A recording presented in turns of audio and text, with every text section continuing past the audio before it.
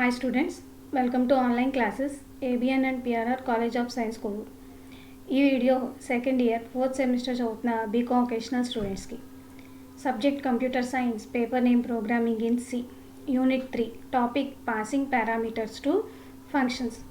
ఈ వీడియోలో మనం కాలింగ్ ఫంక్షన్ నుంచి కాల్డ్ ఫంక్షన్కి ఆర్గ్యుమెంట్స్ ద్వారా వాల్యూస్ని ఎలా పాస్ చేయొచ్చు అనే దాని గురించి నేర్చుకుంటాం. Passing parameters to functions. Function is a good programming style in which we can write reusable code that can be called whenever required. మన ప్రోగ్రామింగ్ లాంగ్వేజ్లో ఫంక్షన్ అనేది ఒక గుడ్ ప్రోగ్రామింగ్ స్టైల్. ఎందుకనంటే మనం ఎప్పుడైనా సరే ఒక కోడ్ని ఎప్పుడు కావాలంటే అప్పుడు రీయూజ్ చేసుకునే అవకాశాన్ని మనకి ఈ ఫంక్షన్ అనేది ఇస్తుంది. Whenever we call a function, then sequence of executable statements gets executed. మనం ఎప్పుడైతే ఒక ఫంక్షన్ని కాల్ చేస్తామో ఆ ఫంక్షన్ లోపల ఉన్న సీక్వెన్స్ ఆఫ్ స్టేట్మెంట్స్ అన్నీ కూడా ఎగ్జిక్యూట్ అవుతాయి. We can pass some of the information to the function for processing called argument. మనం ఈ ఫంక్షన్ ప్రాసెస్ చేసుకోవటానికి ఇన్ఫర్మేషన్ని పాస్ చేయొచ్చు from calling function to called function. ఈ కాలింగ్ ఫంక్షన్ నుంచి కాల్డ్ ఫంక్షన్కి ఇన్ఫర్మేషన్ని ఎలా పాస్ చేయొచ్చు అంటే త్రూ అన్ ఆర్గ్యుమెంట్, అంటే డేటా ద్వారా. There are two ways in which arguments or parameters can be passed to the called function. మనం కాలింగ్ ఫంక్షన్ నుంచి కాల్డ్ ఫంక్షన్కి ఆర్గ్యుమెంట్స్ని కానీ పారామీటర్స్ని కానీ రెండు రకాలుగా మనం పాస్ చేయొచ్చు. అవి ఏంటి అంటే they are call by value and call by reference. ఇక్కడ రిఫరెన్స్ అంటే అడ్రస్ అని అర్థం. కాల్ బై వాల్యూ అనేది సాధారణంగా మనం ఫంక్షన్ రాసేటప్పుడు కాలింగ్ ఫంక్షన్ నుంచి కాల్డ్ ఫంక్షన్కి వాల్యూని పాస్ చేస్తూ ఉంటాం, అది డిఫాల్ట్గా జరుగుతూ ఉంటుంది. కాల్ బై రిఫరెన్స్ అనేది మనం కాలింగ్ ఫంక్షన్ నుంచి కాల్డ్ ఫంక్షన్కి ఒక వేరియబుల్ యొక్క అడ్రస్ని పాస్ చేస్తూ ఉంటాం అనమాట. ఈ రెండింటి గురించి మనం ఇప్పుడు డీటెయిల్గా చూద్దాం. Call by value. Here values of actual arguments are passed to formal arguments and the operation is done on formal arguments. ఈ కాల్ బై వాల్యూలో ఎలా జరుగుతుంది అంటే కాలింగ్ ఫంక్షన్ నుంచి కాల్డ్ ఫంక్షన్కి వాల్యూస్ అనేవి పాస్ అవుతాయి. కాలింగ్ ఫంక్షన్లో ఉండే ఆర్గ్యుమెంట్స్ని మనం యాక్చువల్ ఆర్గ్యుమెంట్స్ అని చెప్పేసి అంటాము. అలాగే కాల్డ్ ఫంక్షన్లో ఉన్న ఆర్గ్యుమెంట్స్ని మనం ఫార్మల్ ఆర్గ్యుమెంట్స్ అని చెప్పేసి అంటాం. మనం ఈ కాలింగ్ ఫంక్షన్ నుంచి కాల్డ్ ఫంక్షన్కి యాక్చువల్ ఆర్గ్యుమెంట్స్లో ఉన్న వాల్యూస్ని ఫార్మల్ ఆర్గ్యుమెంట్స్కి పాస్ చేస్తాం. అలాగే formal arguments are photo copies to actual arguments, అంటే యాక్చువల్ ఆర్గ్యుమెంట్స్కి మనం ఫార్మల్ ఆర్గ్యుమెంట్స్ని ఫోటో కాపీ కింద కూడా తీసుకుంటాం. Any changes made in the formal arguments do not affect the actual arguments because formal arguments are photo copy of actual arguments. మనం ఏదైతే ఒరిజినల్గా ఉన్న actual arguments ఉన్నాయో ఆ ఒరిజినల్ వాల్యూస్ని ఫార్మల్ ఆర్గ్యుమెంట్స్ దగ్గరికి పంపించినప్పుడు ఆ ఫార్మల్ ఆర్గ్యుమెంట్స్ దాని మీద ఏమన్నా మార్పులు చేర్పులు చేస్తే ఆ మార్పులు చేర్పులు అనేవి ఆ ఫార్మల్ ఆర్గ్యుమెంట్స్ మీద మాత్రమే ఎఫెక్ట్ అవుతాయి తప్ప మళ్ళీ అవి యాక్చువల్ ఆర్గ్యుమెంట్స్ మీద చూపించవు. సపోజ్ మీరు ఒక ఫోటోని మార్చాలి అనుకున్నారనుకున్న ఒరిజినల్ ఫోటో అలాగే ఉంచుతారు, దానికి ఒక డూప్లికేట్ కాపీని తీసుకుంటారు. ఆ డూప్లికేట్ కాపీ మీద మీరు ఏం చేస్తారు అంటే మార్పులు చేర్పులు చేస్తారు, ఏమన్నా బాగుంటే ఉంచుతారు, లేకపోతే దాన్ని ఒరిజినల్ కాపీ అలాగే ఉంచుకునే అవకాశం మనకి ఉంటుంది. ఇక్కడ కూడా అలాగే జరుగుతుంది అనమాట. అంటే మనం ఏదైనా సరే ఫార్మల్ ఆర్గ్యుమెంట్స్ మీద మార్పులు చేస్తే ఆ మార్పులు అనేవి యాక్చువల్ ఆర్గ్యుమెంట్స్ మీద దాని యొక్క ఎఫెక్ట్ అనేది మనకి ఇక్కడ చూపించదు. Changes made in formal arguments are local to the block of the called arguments. ఇక్కడ ఫార్మల్ ఆర్గ్యుమెంట్స్ మీద చేసిన చేంజెస్ అన్నీ కూడా ఆ బ్లాక్ వరకు మాత్రమే పరిమితం అవుతాయి తప్ప మళ్ళీ యాక్చువల్ ఆర్గ్యుమెంట్స్తో వాటికి ఎటువంటి సంబంధం ఉండదు ఆ మార్పులతోటి. Once control return backs to the calling function the changes made vanish. ఒకసారి కాల్డ్ ఫంక్షన్ నుంచి కాలింగ్ ఫంక్షన్కి కంట్రోల్ రాగానే ఏం జరుగుతుంది, ఆ కాల్డ్ ఫంక్షన్లో చేసిన మార్పులు అనేవి అక్కడితో ఆగిపోతాయి తప్ప మళ్ళీ కాలింగ్ ఫంక్షన్ దగ్గరికి వచ్చేసరికి యాక్చువల్ ఆర్గ్యుమెంట్స్ ఎలాగైతే ఉన్నాయో మనం వాటిని అలాగే తీసుకుంటాం. దీనికి సంబంధించి ఒక ఎగ్జాంపుల్ని చూద్దాం. ఇది ఒక ఎగ్జాంపుల్. ఇక్కడ ఏం చేస్తున్నామంటే టూ వాల్యూస్ని తీసుకుని ఆ వాల్యూస్ని ఇంటర్చేంజ్ చేసి ఆ ఇంటర్చేంజ్ చేసినప్పుడు ఇంటర్చేంజ్ అనేది మనం కాల్డ్ ఫంక్షన్లో చేసి ఆ కాల్డ్ ఫంక్షన్లో చేసిన ఇంటర్చేంజ్ అనేది కాలింగ్ ఫంక్షన్ మీద ఏమైనా ఎఫెక్ట్ చూపిస్తుందా లేదా అని చెప్పేసి మనం ఈ ప్రోగ్రామ్ అనేది రాసుకున్నాం. ఇందులో XY అనే వాల్యూస్ని తీసుకున్నాను. XY వాల్యూస్ని చేంజ్ చేస్తాను అనమాట. అంటే X సపోజ్ 10 అని Y 20 అని తీసుకుంటే ఇప్పుడు నేను దీన్ని మార్పు చేస్తే కనుక X అనేది 20 Y అనేది 10 కింద మారిస్తే దాని యొక్క ఎఫెక్ట్ మళ్ళీ కాలింగ్ ఫంక్షన్ దగ్గరకు వచ్చినప్పుడు ఉంటుందా లేదా అని చెక్ చేసుకోవడానికి మనం ఈ ప్రోగ్రామ్ని రాస్తున్నాం. తర్వాత చేంజ్ ఇంట్ అని చెప్పేసి రాసుకున్నాను. ఇది ఫంక్షన్ ప్రోటోటైప్. అంటే నేను రాసిన కాలింగ్ ఫంక్షన్ పేరు చేంజ్. దాంట్లో ఉపయోగించుకునే వేరియబుల్స్ అన్నీ కూడా ఇంటీజర్ డేటా టైప్లో ఉండాలి. రిటర్న్ వాల్యూ కూడా నాకు ఇంటీజర్ డేటా టైప్లోనే ఉండాలి. నేను కీబోర్డ్ నుంచి Xకి Yకి వాల్యూస్ని ఇమ్మని చెప్పిన తర్వాత చేంజ్ X, Y అని చెప్పేసి నేను కాలింగ్ ఫంక్షన్ని రాశాను. Calling function change X, Y అని రాసిన వెంటనే నాకు కంట్రోల్ అనేది కాలింగ్ ఫంక్షన్ నుంచి కాల్డ్ ఫంక్షన్ దగ్గరకు వచ్చేస్తుంది. ఇదిగోండి కాల్డ్ ఫంక్షన్. మనకు తెలుసు ఫంక్షన్ ప్రోటోటైప్ ఎలాగైతే రాస్తామో కాల్డ్ ఫంక్షన్ కూడా అలాగే రాయాలి. సో కాల్డ్ ఫంక్షన్ కూడా నేను అలాగే రాసిన తర్వాత ఇక్కడ Xకి ఏదైతే వాల్యూ ఇచ్చానో ఆ వాల్యూ అనేది ఈ A దగ్గరికి పాస్ అవుతుంది. అలాగే Y దగ్గర ఏదైతే వాల్యూ ఇచ్చానో అది B దగ్గరికి పాస్ అవుతుంది. పాస్ అయిన తర్వాత నేను ఇక్కడ ఇంటర్చేంజ్ చేస్తున్నాను. ఇంటర్చేంజ్ చేయడానికి నేను ఇక్కడ ఒక టెంపరీ వేరియబుల్ని ఉపయోగించుకున్నాను. అంటే ఒక ఖాళీ వేరియబుల్ని.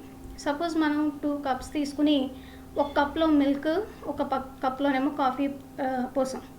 నాకేమో మిల్క్ ఉన్న కప్లోకి కాఫీ కావాలి, కాఫీ ఉన్న కప్లోకి మిల్క్ కావాలి. ఆ రెండింటిని అలా ఉండగానే ఇంటర్చేంజ్ చేయటం అనేది ప్రాక్టికల్గా జరగదు. ఇంటర్చేంజ్ చేయాలి అంటే మనం ఏం చేయాలి, ఇంకో ఖాళీ కప్ని తీసుకుని అందులో ఫస్ట్ మిల్క్ని ట్రాన్స్ఫర్ చేస్తే మిల్క్ కప్ ఖాళీ అయిపోయినప్పుడు ఈ కాఫీ కప్లో ఉన్న కాఫీని మిల్క్ దాంట్లో పోస్తాం. అప్పుడు కాఫీ కప్ ఖాళీ అయిపోతుంది. కాఫీ కప్ ఖాళీ అయిపోయిన తర్వాత అప్పుడు ఈ మిల్క్ ఉన్న కప్ని టెంపరీ వేరియబుల్లో ఉన్న మిల్క్ని తీసుకెళ్ళి నేను కాఫీ ఉన్న దాంట్లోకి ఇంటర్చేంజ్ చేస్తాను. సేమ్ ఇక్కడ కూడా నేను వేరియబుల్స్ని అలాగే ఇంటర్చేంజ్ చేస్తున్నాను. ఇక్కడ K అని తీసుకుంటున్నాను. ప్రస్తుతం వేరియబుల్ ఖాళీగా ఉంది, ఎటువంటి వాల్యూని ఇవ్వలేదు. K = A అంటే ఇప్పుడు ఖాళీగా ఉన్న దానికి A అనే వాల్యూని నేను ఇచ్చాను.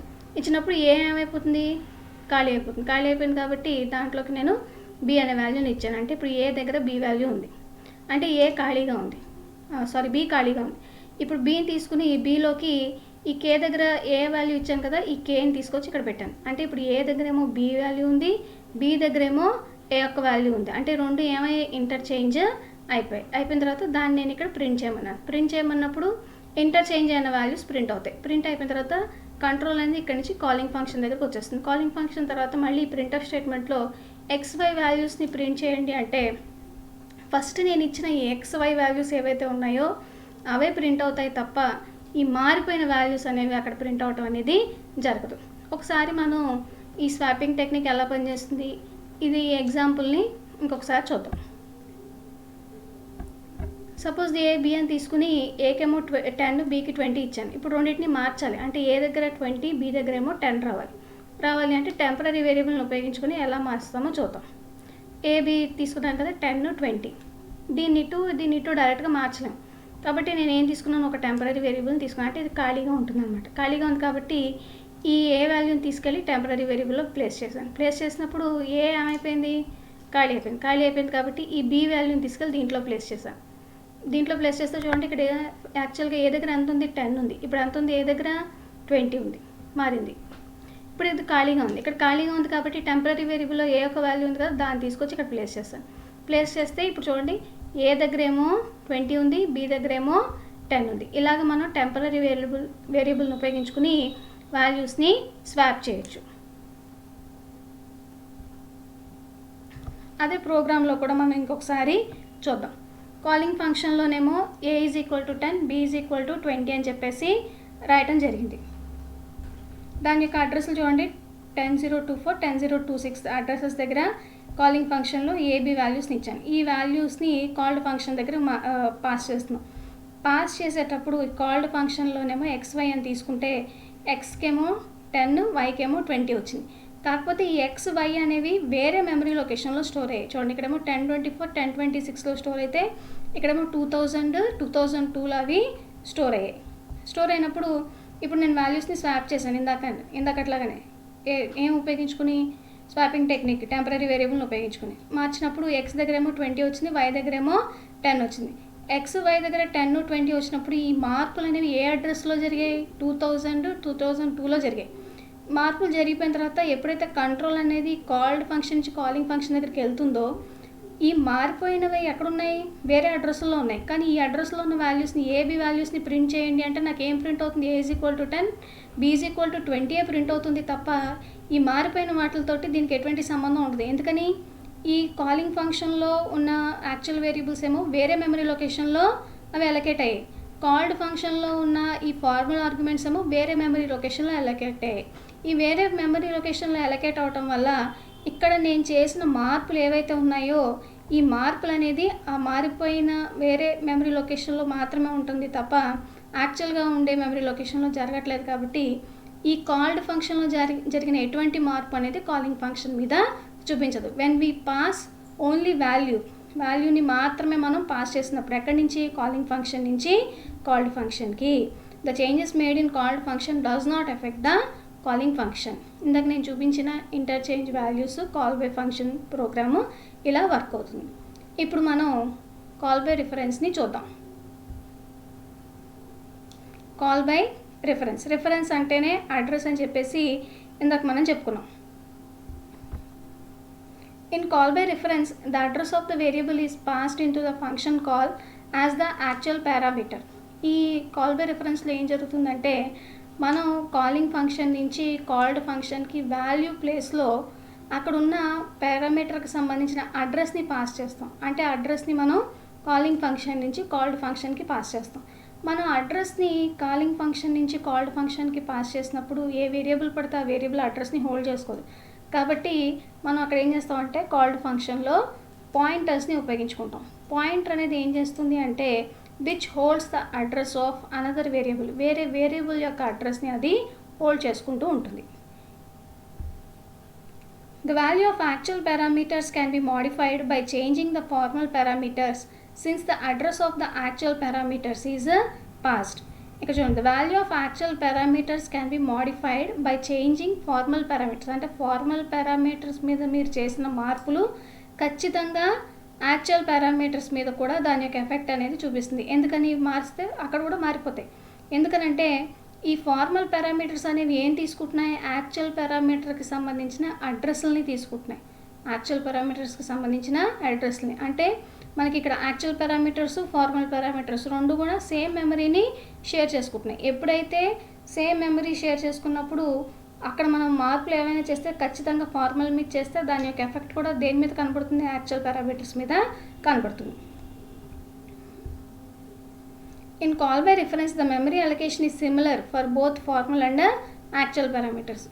Formal parameters की actual parameters की కూడా same memory allocation అనేది జరుగుతుంది.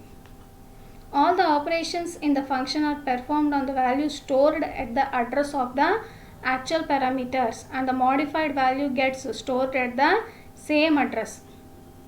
మనం యాక్చువల్ పారామీటర్స్ని ఏ అడ్రస్లో అయితే స్టోర్ చేసామో ఆ స్టోర్ చేసిన అడ్రస్ మీదనే ఏం జరుగుతుంది, మార్పులు అనేవన్నీ కూడా అందులోనే జరుగుతాయి. ఎప్పుడైతే మార్పులు జరిగాయో ఆ జరిగిన మార్పులు కూడా మళ్ళీ ఎక్కడ స్టోర్ అవుతాయి, సేమ్ అడ్రస్లోనే స్టోర్ అవుతాయి. కాబట్టి మనం ఫార్మల్ పారామీటర్స్లో ఏదైనా మార్పులు చేస్తే అంటే కాలింగ్ ఫంక్షన్ నుంచి కాల్డ్ ఫంక్షన్కి అడ్రస్ని పాస్ చేసి ఆ అడ్రస్లో ఉన్న వాల్యూస్ మీద ఏమైనా మార్పులు చేస్తే ఆ మార్పు అనేది కాల్డ్ ఫంక్షన్ నుంచి కాలింగ్ ఫంక్షన్కి కూడా ఎఫెక్ట్ అవుతుంది అని చెప్పేసి మనం ఇక్కడ చెప్తాం.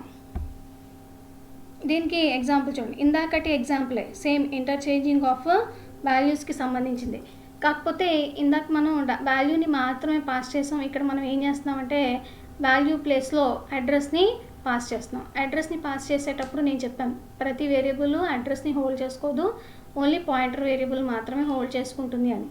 అందుకని ఇక్కడ మనం పాయింటర్స్ని తీసుకుని రాస్తున్నాం. ఇక్కడ ఇంట్ x, y అని చెప్పి రాస్తాను. ఫంక్షన్ ప్రోటోటైప్ అంటే ఇంటర్చేంజ్ చేయడానికి కాలింగ్ ఫంక్షన్ పేరేమో చేంజ్ అని. ఇంట్ ఆస్ట్రిక్ ఇక్కడ ఆస్ట్రిక్ అంటే పాయింటర్ అనమాట. ఆ పాయింటర్కి ఏదైతే వేరియబుల్ ఉందో దాన్ని అది ఇంటిజర్ రూపంలో ఉండాలి, అలాగే ఇక్కడ ఉండే పాయింటర్ వేరియబుల్ కూడా ఇంటిజర్ రూపంలో ఉండాలి అని చెప్పేసి నేను ఫంక్షన్ ప్రోటోటైప్ని రాశాను. రాసిన తర్వాత ఎక్స్కి వైకి సంబంధించిన వాల్యూస్ని కీబోర్డ్ నుంచి తీసుకోమన్నాను. కీబోర్డ్ నుంచి తీసుకోమని చెప్పిన తర్వాత ఇక్కడ చూడండి, చేంజ్ &x, &y అని చెప్పేసి రాశాను. ఇదే ఏంటి, కాలింగ్ ఫంక్షన్. ఈ కాలింగ్ ఫంక్షన్లో x, y అని రాయకుండా &x, &y అని చెప్పేసి రాశాను. యాంపర్సెంట్ అనేది ఏం చెప్తుంది? ఎక్స్ యొక్క అడ్రస్ని. యాంపర్సెంట్ వై అంటే వై యొక్క అడ్రస్ని. అంటే నేను ఇక్కడ యాక్చువల్ పారామీటర్స్ ప్లేస్లో ఏం రాస్తున్నాను? యాక్చువల్ ఆర్గ్యుమెంట్స్కి సంబంధించిన అడ్రస్ని ఇక్కడ నేను ప్లేస్ చేశాను.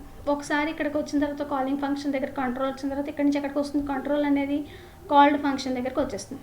ఇప్పుడు కాల్డ్ ఫంక్షన్లో చేంజ్ ఇంట్ యాస్ట్రిక్ ఏ కామా ఇంట్ యాస్ట్రిక్ బి. ఈ ఇంట్ యాస్ట్రిక్ ఏ యాస్ట్రిక్ బి అనేది ఏంటంటే పాయింటర్ వేరియబుల్. ఈ పాయింటర్ వేరియబుల్ ఏం చేస్తుంది? వేరే వేరియబుల్ యొక్క అడ్రస్ని హోల్డ్ చేసుకుంటుంది. కాబట్టి ఈ ఎక్స్ యొక్క అడ్రస్ ఏ అనేది హోల్డ్ చేసుకుంటే వై యొక్క అడ్రస్ని బి అనేది హోల్డ్ చేసుకుంటుంది. ఇప్పుడు నేను ఇక్కడ ఏం చేశానంటే ఇంటర్చేంజ్ చేయడానికి ఇందాక టెంపరీ వేరియబుల్ తీసుకున్నట్టు ఇక్కడ టెంపరీ పాయింటర్ వేరియబుల్ని తీసుకున్నాను, ఖాళీగా ఉండే వేరియబుల్. అందులోకి కే యొక్క అడ్రస్, కేలోకి ఏ యొక్క అడ్రస్ని పంపించాను. అప్పుడు ఏ ఎలా ఉంటుంది? ఖాళీ అయిపోతుంది. ఖాళీ అయిపోతే దాంట్లోకి బి యొక్క అడ్రస్ని పంపించాను. ఎప్పుడైతే ఏ అనే దాంట్లోకి బి యొక్క అడ్రస్ని పంపించానో బి అనే వాల్యూ అక్కడికి వచ్చేస్తుంది. ఏ అనే అడ్రస్లోకి ఏ వాల్యూ వస్తుంది? బి అనే వాల్యూ అనేది వస్తుంది. ఇప్పుడు బి అనేది ఖాళీగా ఉంది. ఇప్పుడు బి అనేది ఖాళీగా ఉన్నప్పుడు దీంట్లోకి ఎవరిని పంపించాను? కే పంపించాను. కేలో ఎవరున్నారు? ఏ యొక్క అడ్రస్ ఉంది. ఏ యొక్క అడ్రస్ ఉంది అంటే బీలోకి ఎవరు వస్తారు? ఏ యొక్క వాల్యూ వస్తుంది. అంటే ఇక్కడ చూడండి, ఇక్కడ ఏ వాల్యూ మారిపోయింది, బి వాల్యూ మారిపోయింది. అంటే ఈ ఒకే అడ్రస్లో వాల్యూస్ అనేవి ఇంటర్చేంజ్ అయిపోయాయి కాబట్టి ఇక్కడ నాకు ఇంటర్చేంజ్ అయిపోయిన వాల్యూస్ అనేవి నాకు ఇక్కడ డిస్ప్లే అవుతాయి. డిస్ప్లే అయిన తర్వాత కంట్రోల్ ఇక్కడి నుంచి మళ్ళీ కాలింగ్ ఫంక్షన్ దగ్గరికి వచ్చిన తర్వాత నెక్స్ట్ ప్రింట్ ఆఫ్ స్టేట్మెంట్లో నేను ఇక్కడ x value y value print చేయమంటే ఇక్కడి నుంచి ఇక్కడికి అడ్రస్లు పాస్ అయ్యి ఆ అడ్రస్ల మీదే మార్పులు అనేది జరిగాయి కాబట్టి ఖచ్చితంగా ఇక్కడ ఎక్స్కి వైకి ఏదైతే వాల్యూ వచ్చిందో ఇక్కడ కూడా సేమ్ అదే వాల్యూ నాకు అక్కడ వస్తుంది. దీనికి సంబంధించి ఇంకా డీటెయిల్గా నెక్స్ట్ స్లైడ్లో చూద్దాం. చూడండి, కాలింగ్ ఫంక్షన్లో నేను ఏ బి అని చెప్పేసి తీసుకున్నాను. ఏ అనేది 10024లో స్టోర్ అయింది, బి అనేది 10026లో స్టోర్ అయింది. ఇప్పుడు నేను ఇక్కడి నుంచి త్రూ రిఫరెన్స్ కాలింగ్ ఫంక్షన్ నుంచి కాల్డ్ ఫంక్షన్కి పంపిస్తున్నాను. కాలింగ్ ఫంక్షన్ నుంచి కాల్డ్ ఫంక్షన్కి పంపించేటప్పుడు రిఫరెన్స్ అంటే అడ్రస్లు పంపించేటప్పుడు పాయింటర్ వేరియబుల్స్ ఉండాలి కదా, ఎక్స్ వై అని చెప్పి తీసుకున్నాను. ఎక్స్ అనేది ఒక పాయింటర్ వేరియబుల్, వై అనేది పాయింటర్ వేరియబుల్. ఇది ఏ యొక్క అడ్రస్ని హోల్డ్ చేసుకుంది. ఏ యొక్క అడ్రస్ అంటే ఎంత? 10024. అంటే వాల్యూ ఎంత? ఏకి 10. అలాగే బీని ఇక్కడ పంపించినప్పుడు వై దగ్గరికి 10026 తీసుకుంది, బి యొక్క వాల్యూ అంతా 20 ఉంది. ఇప్పుడు ఇక్కడ ఉన్న వాల్యూస్ మీద నేను మార్పులు చేశాను అనుకోండి. ఏకి ఎంత వస్తుంది? 20 వచ్చింది. బీకి ఎంత వస్తుంది? 10 వస్తుంది. కానీ ఇక్కడ పైన ఉన్న అడ్రస్లు మారాయా? అడ్రస్లు ఏమీ మారలేదు. ఇప్పుడు అడ్రస్లో ఏ వాల్యూ ఎంత ఉంది? 20 ఉంది. ఇక్కడ అడ్రస్లో బి వాల్యూ ఎంత ఉంది? 10 ఉంది. ఇక్కడ ఈ మార్పు అనేది జరిగిపోయిన తర్వాత కంట్రోల్ అనేది ఇక్కడ నుంచి కాలింగ్ ఫంక్షన్ దగ్గరికి వెళ్ళిపోయినప్పుడు ఈ 10024లో ఎంత ఉంది? ఇక్కడ ఏ వాల్యూ 20. కాబట్టి ఇక్కడ కూడా ఏం డిస్ప్లే అవుతుంది? 20 డిస్ప్లే అవుతుంది. ఇక్కడ 10026లో ఎంత ఉంది? 10 ఉంది. కాబట్టి ఇక్కడ కూడా ఎంత డిస్ప్లే అవుతుంది? 10 అనేది డిస్ప్లే అవుతుంది. యాక్చువల్గా అయితే ఏమున్నాయి ఇక్కడ? 10, 20. ఇక్కడ మాత్రం ఏమైనా డిస్ప్లే అవుతాయి? 20, 10 అనేది డిస్ప్లే అవుతాయి. అంటే the changes made in called function does effect the calling function. అంటే కాల్డ్ ఫంక్షన్లో నువ్వు ఎటువంటి మార్పులైనా చేస్తే by passing addresses through reference కనుక నువ్వు పారామీటర్స్ని కానీ వాల్యూస్ని కానీ పాస్ చేస్తే అప్పుడు కాల్డ్ ఫంక్షన్లో ఏమైనా మార్పులు చేస్తే ఆ మార్పు అనేది ఖచ్చితంగా నీకు కాలింగ్ ఫంక్షన్లో కనపడుతుంది. Key differences. అసలు ఈ కాల్ బై వాల్యూకి కాల్ బై రిఫరెన్సెస్కి ఉండే కీ డిఫరెన్సెస్ ఏంటో అనేది మనం ఇక్కడ చూద్దాం. In call by value method original value is not modified, whereas in call by reference method the original value is modified. Call by value మెథడ్లో మనం కాలింగ్ ఫంక్షన్ నుంచి కాల్డ్ ఫంక్షన్కి వాల్యూని పాస్ చేసినప్పుడు ఆ కాల్డ్ ఫంక్షన్లో నువ్వు ఎటువంటి మార్పులైనా చేస్తే ఆ మార్పుల యొక్క ఎఫెక్ట్ అనేది ఒరిజినల్గా నువ్వు తీసుకున్న యాక్చువల్ పారామీటర్స్ మీద ఉండదు. కాబట్టి ఒరిజినల్ వాల్యూ అనేది ఎక్కడ నీకు మారే అవకాశం లేదు, ఎక్కడ? కాల్ బై వాల్యూలో. whereas in call by reference the method the original value is modified. అదే నువ్వు కాల్ బై రిఫరెన్స్ తీసుకుంటే ఒరిజినల్ వాల్యూ అనేది మోడిఫై అయిపోతుంది. ఎందుకని? నువ్వు కాలింగ్ ఫంక్షన్ నుంచి కాల్డ్ ఫంక్షన్కి ఏం పంపిస్తున్నావు? అడ్రస్లు పంపిస్తున్నావు. ఆ అడ్రస్ల లోపల నువ్వు ఏదైనా మార్పులు చేస్తే ఆ మార్పులు అనేది పర్మనెంట్గా ఉండిపోతుంది. కాబట్టి ఇక్కడ ఖచ్చితంగా ఒరిజినల్ వాల్యూ మీద మార్పు అనేది జరుగుతుంది. In call by value, a photocopy of variable is passed, where in call by reference a variable itself is passed. Call by వాల్యూలోనేమో ఒరిజినల్ వాల్యూ యొక్క ఫోటో కాపీ వెళ్తుంది. అదే కాల్ బై రిఫరెన్స్లో అనుకోండి variable itself is passed. Variable యొక్క address దాని అంతటా అదే మనం దానికి ఇస్తున్నాం కాబట్టి ఆ చేంజెస్ అనేవి కాల్ బై రిఫరెన్స్లో ఉంటాయి కానీ కాల్ బై వాల్యూలో అప్లికబుల్ అవ్వవు. In call by value actual and formal arguments will be created in different memory locations, where in call by reference actual and formal arguments will be created in the same memory location. ఇక్కడ చూడండి actual formal ఆర్గ్యుమెంట్స్లో call by వాల్యూలో actual and formal arguments అనేవి different memory లొకేషన్స్లో create అవుతాయి. ఎందుకని actual arguments యొక్క photo copies formal arguments కాబట్టి దీని యొక్క ఫోటో కాపీ మాత్రమే, అంటే ఇది ఒక అడ్రస్లో ఉంటుంది, ఇది ఒక అడ్రస్లో ఉంటుంది. కాబట్టి ఈ ఫార్మల్ ఆర్గ్యుమెంట్స్ మీద చేసిన మార్పు అనేది యాక్చువల్ ఆర్గ్యుమెంట్స్ మీద మనకి కనపడే అవకాశం అనేది లేదు. వేరాజ్ in call by reference actual and formal arguments will be created in the same memory location. అదే మనం కాల్ బై రిఫరెన్స్ కనుక తీసుకుంటే యాక్చువల్ ఆర్గ్యుమెంట్స్ ఫార్మల్ ఆర్గ్యుమెంట్స్ రెండు కూడా సేమ్ మెమరీ లొకేషన్ మీద వాటికి సంబంధించిన ఆపరేషన్స్ అన్ని పెర్ఫామ్ చేస్తాయి. కాబట్టి మార్పులు అనేవి ఖచ్చితంగా కాల్డ్ ఫంక్షన్లో ఏదైతే జరుగుతుందో అది మనకి కాలింగ్ ఫంక్షన్లో కూడా కనపడుతుంది. ఇవి కాల్ బై వాల్యూకి కాల్ బై రిఫరెన్స్కి ఉన్న కీ డిఫరెన్సెస్.